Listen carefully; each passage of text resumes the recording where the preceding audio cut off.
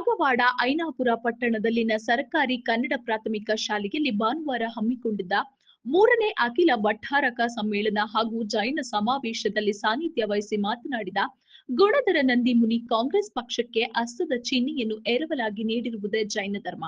ಆದರೆ ಇದೀಗ ನಮ್ಮ ಬೇಡಿಕೆಗೆ ಸ್ಪಂದಿಸದೆ ಕಾಂಗ್ರೆಸ್ ಸರ್ಕಾರವು ಇಡೀ ಜೈನ ಸಮಾಜಕ್ಕೆ ಕೈಕೊಡುತ್ತಿರುವುದು ಖಂಡನೀಯ. ನಮ್ಮ ನ್ಯಾಯಯುತ 7 ಬೇಡಿಕೆಗಳಲ್ಲಿ ಸರ್ಕಾರವು ಕೇವಲ 4 ಮಾತ್ರ ಈಡೇರಿಸಿದ್ದು, ಇನ್ನುಳಿದವುಗಳಿಗೆ ಸ್ಪಂದಿಸುತ್ತಿಲ್ಲ. ಅಹಿಂಸಾ ಪಾಲಕರಾದ ಜೈನ ಸಮಾಜ ತಮ್ಮ ಹಕ್ಕಿಗಾಗಿ ಕಲ್ಲೆಸೆಯುವುದು ಹಾಗೂ ಹಿಂಸಾಚಾರಕ್ಕಾಗಿಳಿದು ಎಂದು ಪ್ರತಿಭಟಿಸುವುದಿಲ್ಲ ಎಂಬ ಗ್ರಹಿಕೆ ಸರ್ಕಾರಕ್ಕಿದೆ. ಸಮಾಜದ ಕೂಗನ್ನು ಕೇಳದೆ ನಿದ್ರಾವಸ್ಥೆಯಲ್ಲಿರುವ ಸಿಎಂ ಸಿದ್ದರಾಮಯ್ಯ ಅವರನ್ನು ಎಚ್ಚರಿಸಬೇಕಾಗಿದೆ.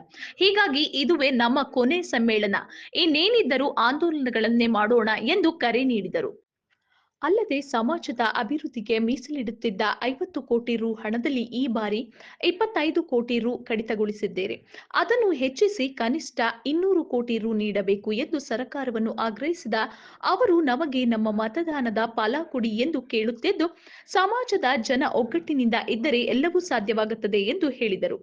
ಶಾಸಕರಾದ ಲಕ್ಷ್ಮಣ್ ಸವದಿ, ಗಣೇಶ ಹುಕ್ಕೇರಿ, ಭರಮಗೌಡ ಕಾಗೆ, ಅಭಯ್ ಪಾಟೀಲ್, ಮಹಾರಾಷ್ಟ್ರದ ಶಿರೋಳ ಶಾಸಕ ರಾಜೇಂದ್ರ ಯಡ್ರಾವ್ಕರ್, ಮಾಜಿ ಸಚಿವರಾದ ಶ್ರೀಮಂತ ಪಾಟೀಲ್ ಹಾಗೂ ವೀರಕುಮಾರ್ ಪಾಟೀಲ್, ಸಂಜಯ ಪಾಟೀಲ್, ಜೈನ ಸಮಾಜದ ಅಧ್ಯಕ್ಷ ಸುನೀಲ ಪಾಟೀಲ್, ಹರಿಹಂತ ಉದ್ಯೋಗ ಸಮೂಹದ ಅಧ್ಯಕ್ಷ ಉತ್ತಮ ಪಾಟೀಲ್, ಉದ್ಯಮಿ ಮಹಾವೀರ ನೀಲಜಗಿ, ಸುಶೀಲಾ ಬೆಳಗಲಿ, ಅರುಣ್ ಯಲಗುದಿರಿ, ಈರಾಗೌಡ ಪಾಟೀಲ್, ಡಾಕ್ಟರ್ ಎನ್.ಎ. ಮಗದುಂ, ದಾದಾ ಪಾಟೀಲ್, ಸಂಜಯ್ ಕುಚನೂರೆ ಹಾಗೂ ಸೇರಿದಂತೆ ಇತರರಿದ್ದರು.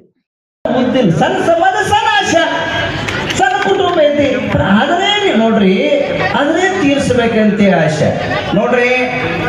ನಿಮ್ಮ ಕಾಯಂ ಖಾತ್ರಿ ಗುಣದ ಏನಪ್ಪ ನನ್ನ ಕೈ ತೊಳ್ಕೊಂಡು ಬಂದಿಲ್ಲ. ನಾ ಹೇಳ್ತೇನ್ರಿ, ನಾ ಹುಟ್ಟಿದ್ದ ಬಡವರ ಸಲುವಾಗಿ, ಬದುಕೋಣ ಬಡವರ ಸಲುವಾಗಿ, ಮತ್ ಕೊನೆ ನನ್ನ ಜೀವನ ಬಡವರ ಸಲುವಾಗಿ. ನಾ ಶ್ರೀಮಂತರು ಬಹಳ ಮಾತಾಡಿಸಿದ್ರು.